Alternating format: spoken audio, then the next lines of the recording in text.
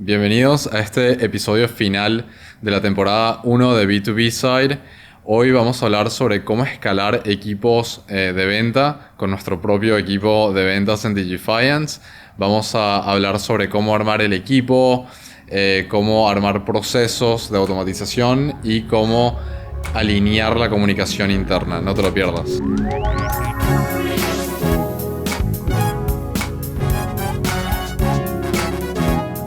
Hoy estamos con el equipo de Digifiance. Nos pareció bien como cierre de esta primera temporada. La iniciamos contigo, Nacho, y la cerramos contigo. Y también está Mateo, de nuestro equipo también de ventas. ¿Quieren introducirse brevemente? Bueno, eh, ya nos conocemos hace algunos años, ¿Quién digamos. eres? ¿Qué haces ahí? Sí, sí. Ya nos conocemos hace algunos años, pero básicamente ahora estoy encargado de lo que es la parte del proceso comercial en Digifiance. Ya en realidad hice un poquito el camino de entrar, trabajar con clientes, llevar campañas y ahora estoy haciendo un poco la experiencia, digamos, de manejar el proceso de ventas, etcétera, que está bueno también tener la visión de las dos caras a la hora de vender. Y bueno, y acá sobre mi izquierda tenemos a mi primer ayudante, digamos, Mateo, que vamos a dejarlo que se presente él. Parece súper chistoso desde esta perspectiva, porque parece que tú estás tipo en la moto y Mateo está en el carrito, ¿viste? Al lado de la Sidecar, moto. sí. Bueno, tal cual, de hecho es como que creo que está muy buena la analogía porque es como que él es el que maneja la moto y yo estoy atrás como acompañando para equilibrar, que no se caiga, acompañar. Y de hecho fue como que yo también entré en el momento donde la moto ya estaba andando, donde Nacho ya la venía manejando y era necesario, bueno, ya empezar a agregar algo más. Entonces ahí es donde entro yo, que al principio me dedicaba exclusivamente a lo que es las primeras reuniones, las reuniones de conexión con los prospectos, con las personas que iban apareciendo, y después llevarle las oportunidades a Nacho para que comience, digamos, el proceso de ventas. Y también de a poco, bueno, en el último tiempo también estoy avanzando yo también yo también ir acomodando las propuestas, ir armando, digamos, un poco más en el proceso comercial y bueno, igual me sigo encargando también de la primera parte, de las primeras llamadas y de la parte de prospección principalmente. ¿Qué pasa cuando entre la siguiente persona? Va a ser un carrito, lo ponemos en el piso, ¿no? Es un poco la idea, me imagino que es un poco vamos a hablar Tal bueno, cual. de cuando se Bueno, sume. hoy podemos hablar tal cual de eso, de cómo escalar equipos de venta y todo lo que eso implica, ¿no? O sea, el armado del equipo, procesos, herramientas. Y podemos arrancar contando un poco la historia de nosotros en Digifiance, de cómo escalamos el equipo de ventas. Porque también hay empresas, bueno, que tienen equipos gigantes, pero bueno, cómo llegaron ahí, ¿no? Siempre se empieza con de a poco.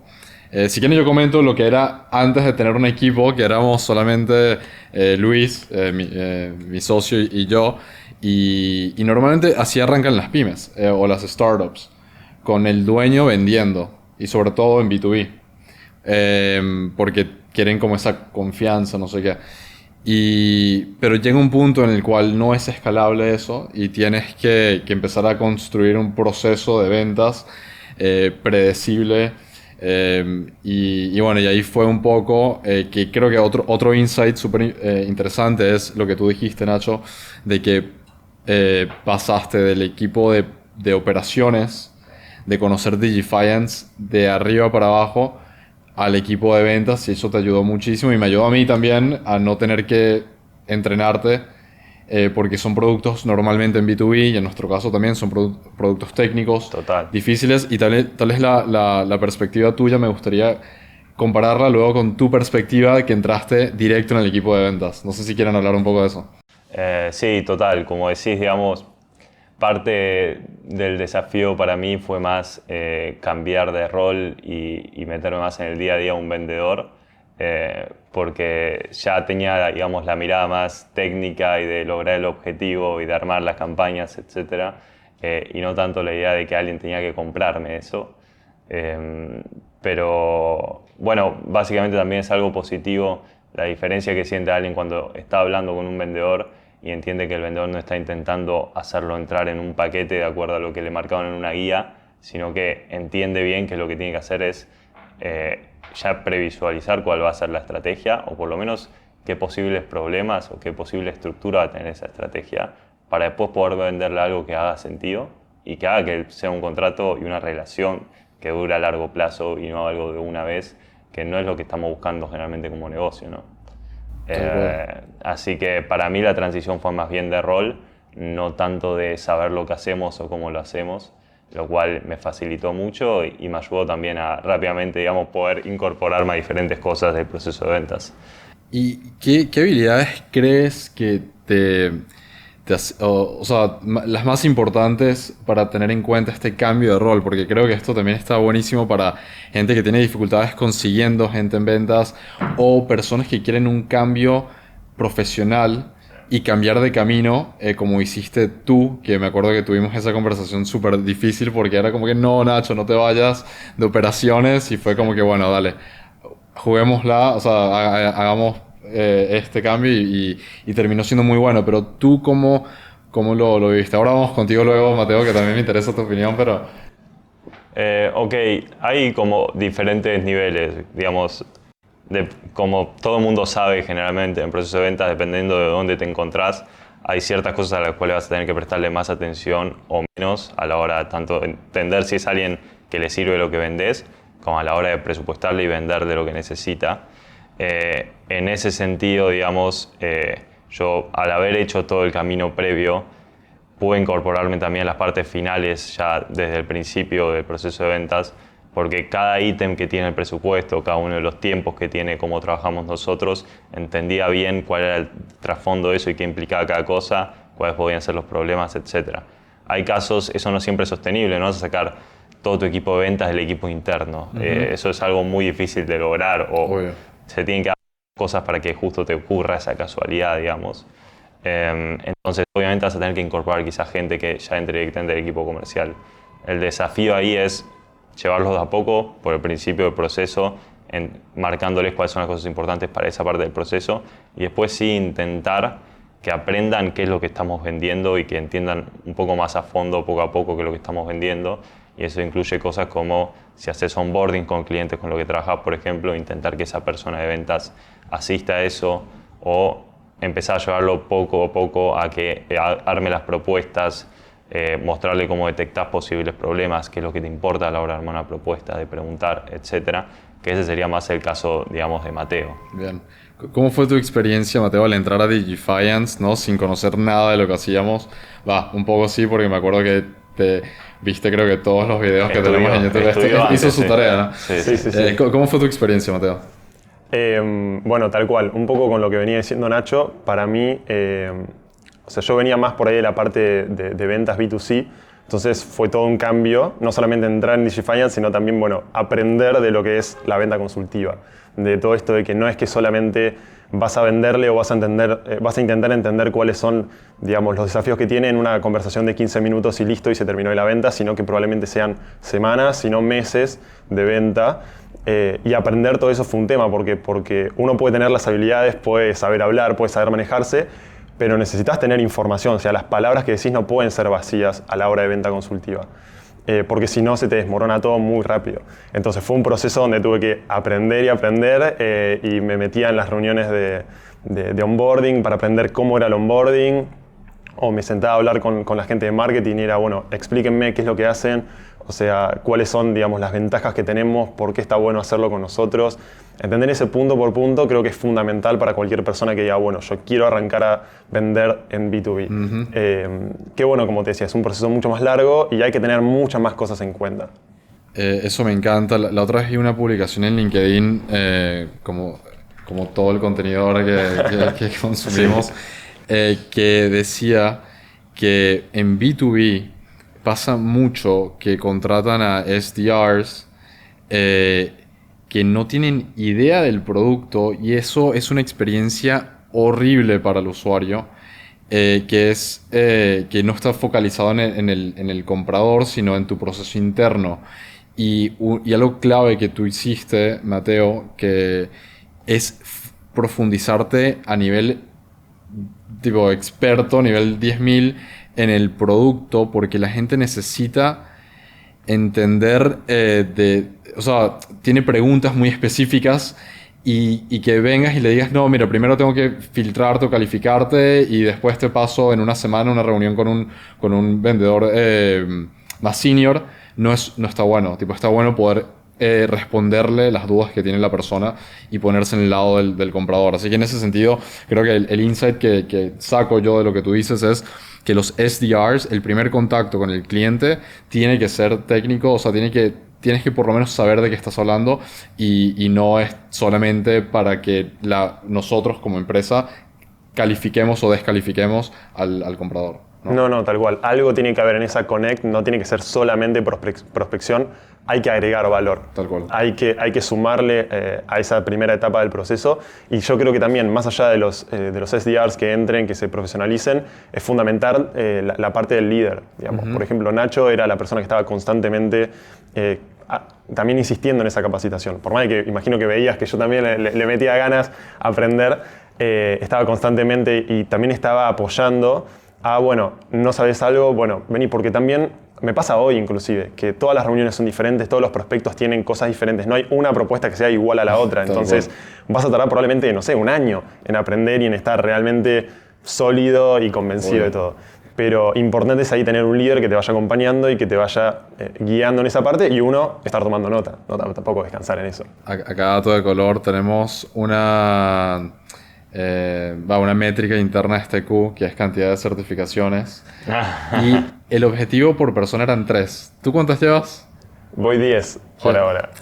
Igual quedan unas semanitas más todavía. Quiero que sepas que tienes bastantes personas que te odian un poquito en la empresa. Pasa que bueno. Movió la curva, sí. ¿Cómo fue tu experiencia, Nacho, contratando al primer integrante de tu equipo, delegando y cómo se complementan hoy en día? O sea, ¿quién se encarga de cada parte del proceso de ventas? Bueno, la experiencia fue muy buena porque fue Mateo, digamos, tuvimos claramente un muy buen trabajo de selección de la persona. Deja de tirarle flores a Mateo, basta, esto va a ser todo... Podcast sobre Mateo. Bueno, está bien. Digamos, está esa primera parte, digamos, que no voy a hablar porque no es mi área, que es la parte de recursos humanos y selección, que ahí es un tema aparte, digamos, totalmente. Lograr conseguir esos perfiles. Puntualmente, digamos, la idea fue intentar llevarlo poco a poco, empezando por lo más razonable y lo más común, que es con la llamada de conexión, y no dejando que, digamos, él tome la llamada de conexión desde el principio, sino que acompañándolo, que las tome conmigo. Hizo alguna certificación interna de HubSpot también sobre cómo ellos recomiendan hacer las llamadas para poder preguntar lo relevante, digamos. O sea, eran escuchas, tú liderabas la Connect al principio y él escuchaba como para entender y exacto. Luego poco a poco le soltabas la mano. Exacto, que poco a poco fue, digamos, más cercano que antes porque digamos esa necesidad. Tal cual. Lo importante, digamos, de esa Connect Call fue también... explicarle que Mateo, lo más difícil ahí es, de nuestro lado, que Mateo logre entender exactamente cuáles son el tipo de empresas con las cuales quizás vamos a tener fit o verdaderamente les sirve lo que nosotros vendemos. Claro. Que quizás para vos o para mí, que ya tenemos mucho tiempo trabajando en Digify particularmente, nos parece, es algo más aparente incluso cuando ya hablamos 10 minutos y nos explican un poco lo que quieren. Totalmente. Me pasa de ya pensar, esto está bueno, esto es medio complicado, hay que tener cuidado con el punto A o el punto B, etc. Porque también vimos la parte operativa de exacto. Que este cliente, por más que en papel y el buyer persona maché tal cual, sabemos que ese tipo de personas pueden ser conflictivas. Es que sí, ahí hay algo que si no tenés, que una guía de buyer persona no va a solucionar. Es necesaria, es importante, pero esa experiencia no la va a cambiar una guía, entonces por eso es importante cuando entra alguien como Mateo, digamos, por más capaz que sea, llevarlo a poco. Tal cual. Y sobre todo lo más importante es el momento que pase, que haya alguna oportunidad quizás que me llegue a mí, que no era del todo viable, hablarlo y decirle, mira, ojo con estos casos porque por este o este otro tema, estos tipos de proyectos siempre pueden estar condicionados, prestar atención a ese punto o al otro. Y sí es importante eso, retroalimentarse constantemente para entender, para ir mejorando el proceso y que tanto su tiempo como el mío se use de la mejor forma posible, ¿no? No me acuerdo si había más para la pregunta o no. No, era eso y también ahora entender un poco cómo...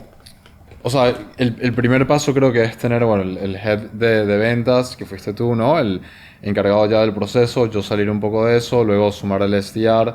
Y una vez que tienes esa estructura, que es como creo que la base, ¿cuál es el siguiente paso para para el equipo de ventas. Ok. Si yo te digo, Nacho y, bueno, y Mateo, operativamente podemos sumar 1000 clientes por mes, ¿no? O sea, Perfecto. que claramente eso siempre es como un freno que tienen los equipos de venta, que es que operativamente no podemos hacer un onboarding. Sí en SaaS, en software, normalmente eso sí está, eso es lo bueno de trabajar en SaaS.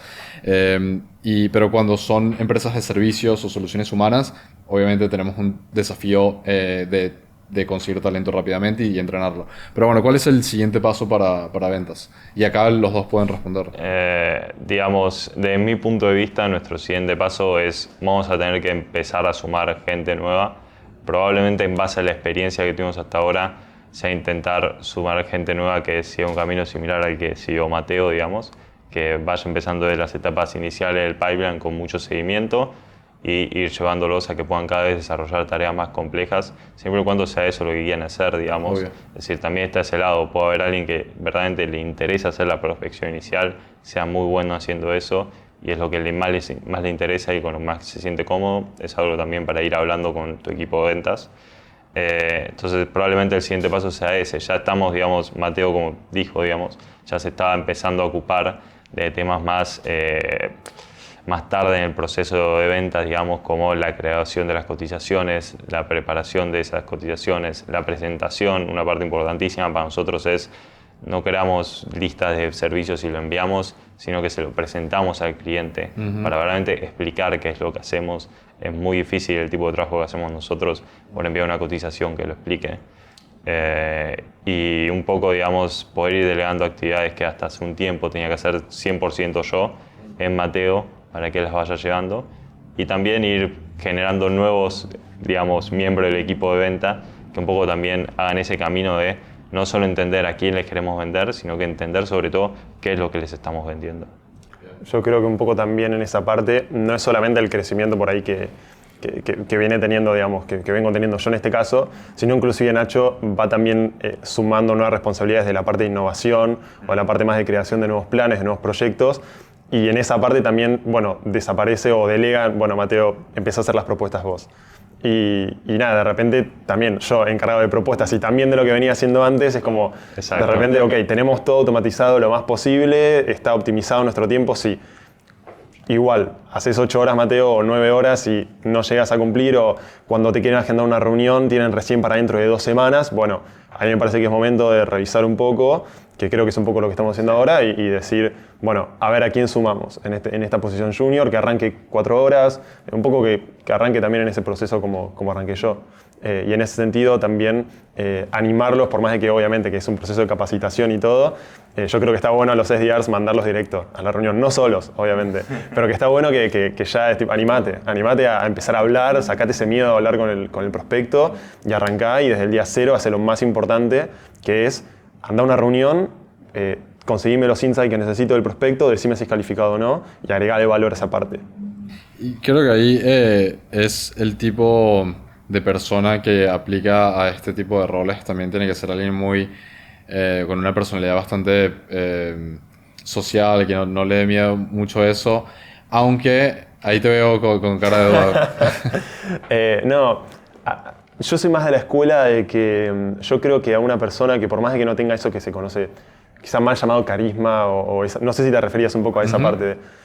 Yo creo que si realmente uno es un buen líder y puede armar un buen guión, un buen libreto para decirle, mira, tenés que hacer esto, tenés que decirlo de esta manera, la empresa es así, yo quiero que vos lo transmitas de este modo, y si sos bueno explicándole, podrías agarrar a cualquier estudiante avanzado de universidad y podría ser el mejor SDR de todos. En eso yo no tendría miedo si alguien dice, no me animo a hablar con...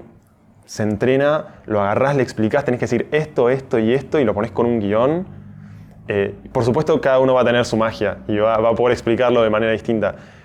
Yo creo que cualquiera puede vender en ese sentido. Y cualquiera puede llevarse muy buenas comisiones vendiendo desde ese lado. O sea, que no tengan miedo si alguien no se anima a hablar y eso. Bueno, pueden tirar un currículum si están buscando trabajo a alguien. Personas de recursos humanos. Hola@digifiance. Hola@digifiance.com.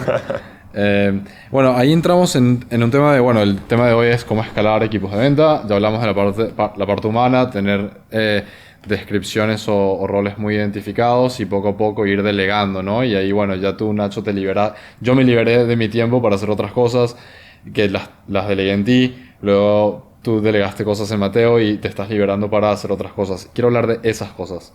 Que sé que bien. estás muy metido en automatización, en procesos, en cómo escalar realmente el equipo de ventas. Hablemos un poco de esa parte.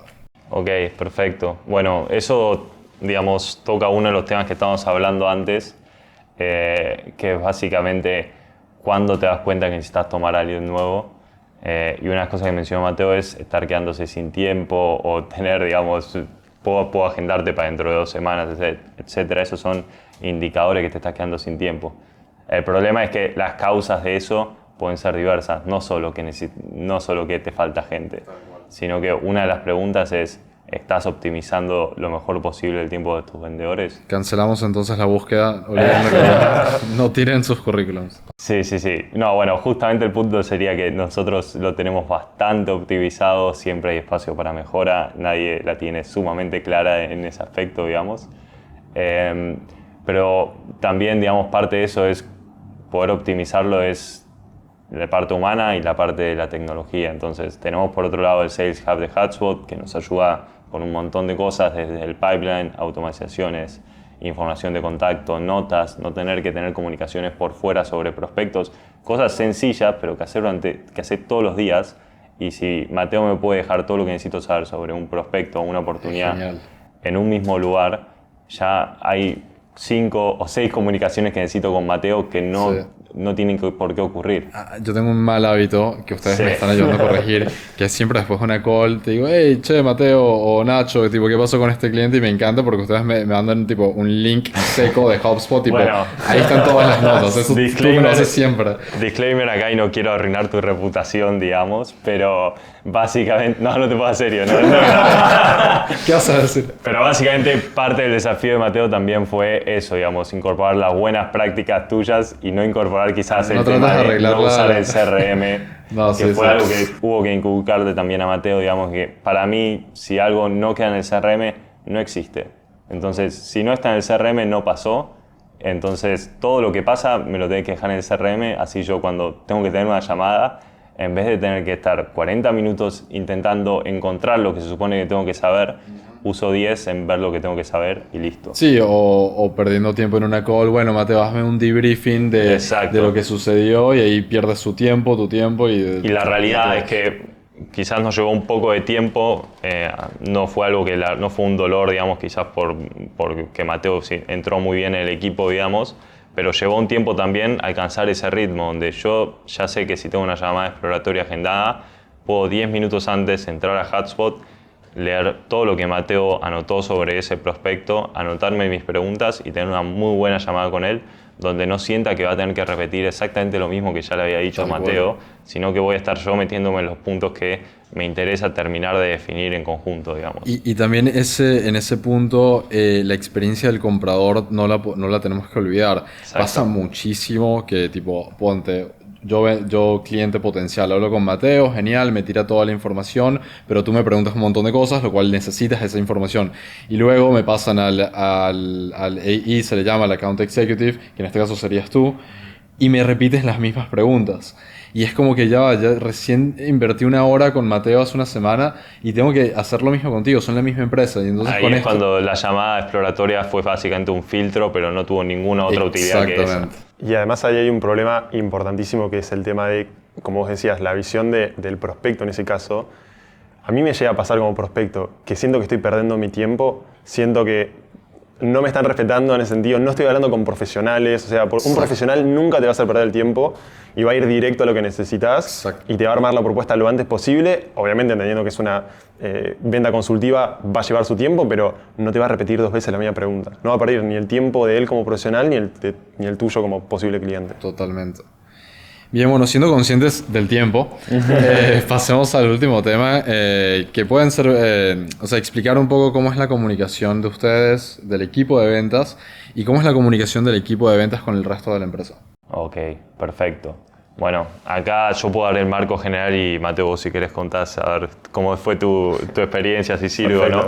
Perfecto. el equipo de ventas hacemos reuniones diarias, pero intentamos que sean reuniones útiles diarias, donde, digamos, agendamos 30 minutos, si no se consumen los 30 minutos, nos vamos, perfecto, todo bien, o bueno, si es un día tranquilo me contará sobre su fin de semana el lunes, no sé, algo así, pero no más de 30 minutos.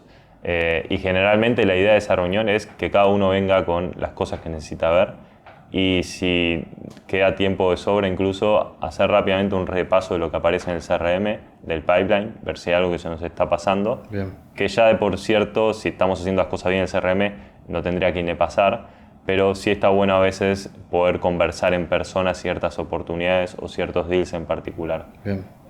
Y después, además de las reuniones semanales, diarias que tenemos de ventas, tenemos una reunión semanal con el equipo de marketing para alinear cosas, digamos, que tocan ambos equipos. Obvio.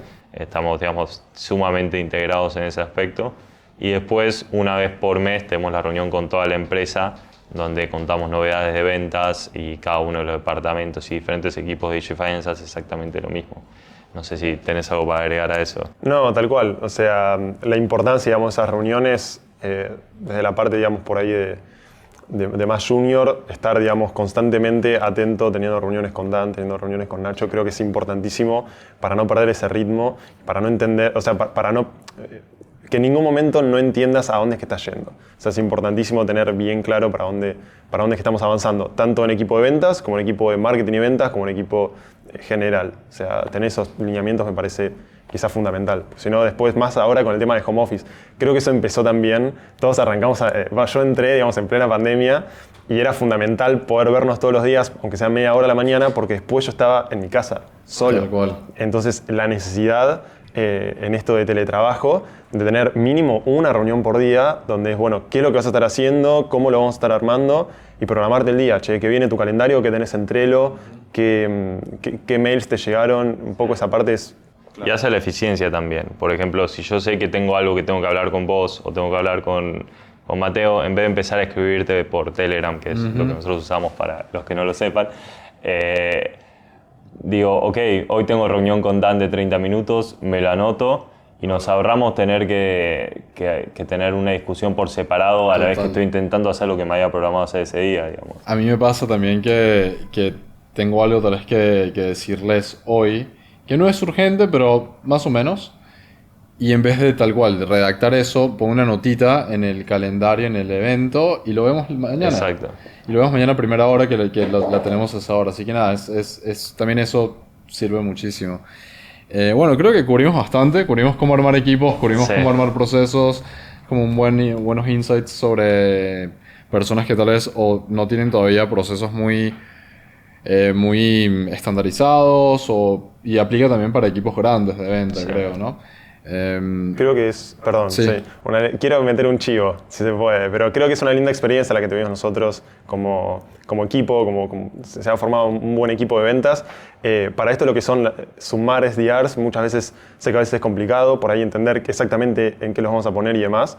Nosotros tenemos un tutorial en nuestro canal de YouTube de DigiFinance, que lo estoy armando yo, que estamos sacando capítulos de cómo tener buenas llamadas de conexión, cómo entrenar a SDRs, y el último capítulo de la serie va a ser cómo armar un guión completo para hacer prospección inbound y para realmente agregarle valor a cada una de las etapas de esa primera parte. Genial.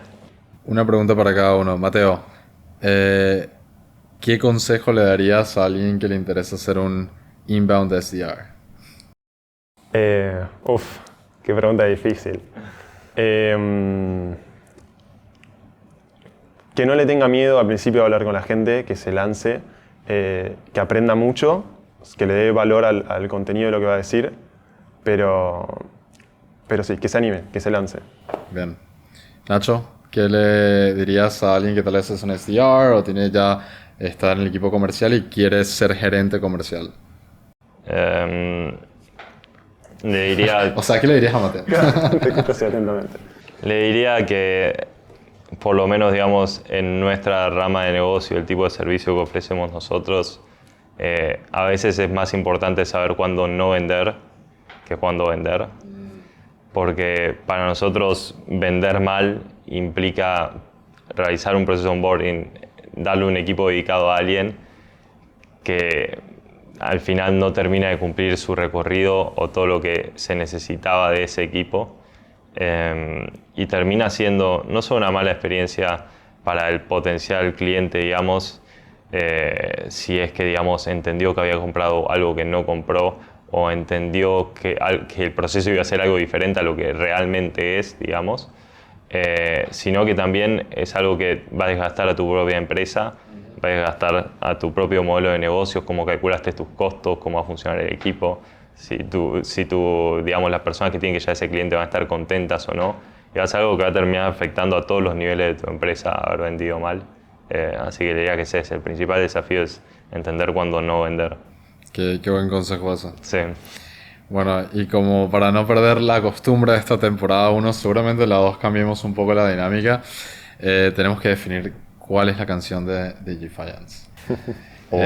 Hablamos un poco de eso, pero creo que tú lo explicaste muy bien, Mateo. No sé si quieres tomarle la posta. Bien, a ver, estamos pensando, hubo una discusión importante detrás bambalinas de este asunto. Entre los músicos, Ya te vamos a sumar algún instrumento. No, ya sabemos tus gustos en base al primer episodio, que igual estuvieron bien. Para mí zafaste.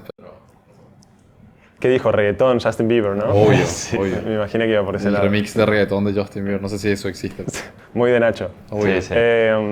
Bueno, habíamos pensado un poco, primero no, Nacho había tirado lo de la época, tenía que ser algo, digamos, que tenga experiencia, como Digifiance, y a la vez que suene moderno, porque Digifiance vos lo ves en internet y es una empresa que se ve con modernidad, con constante innovación, por más que sea la misma canción, que sea la misma empresa. Y además habíamos dicho que sumado a eso tenía que haber una banda, una orquesta atrás de excelentes músicos profesionales que vendría a ser el equipo de Digifiance que está atrás completando el sonido de la canción, ¿no? Así que bueno, sumando eso, digamos, algo con experiencia pero que suene a nuevo cuando uno lo escucha hoy, que tenga una orquesta atrás.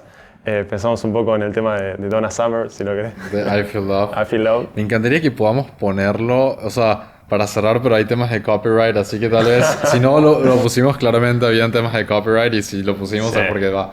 Me encanta. Está bueno eso de la orquesta, porque nosotros tenemos, normalmente cuando trabajamos con un cliente nuevo, le asignamos un Customer Success Manager, o sea, un consultor, y tiene un equipazo detrás y son, o sea, muchísimas personas que ayudan, así que tal cual me pareció muy, muy acertado. Mejor que lo que dijo Nacho, que no vamos a... No, bueno, yo me llamé al silencio. Sé cuándo callarme. Haces muy bien, ¿ves? Bueno, estuvo genial. Gracias. Gracias a vos por la invitación. Gracias a todos por ser parte de esta primera temporada de B2B Side.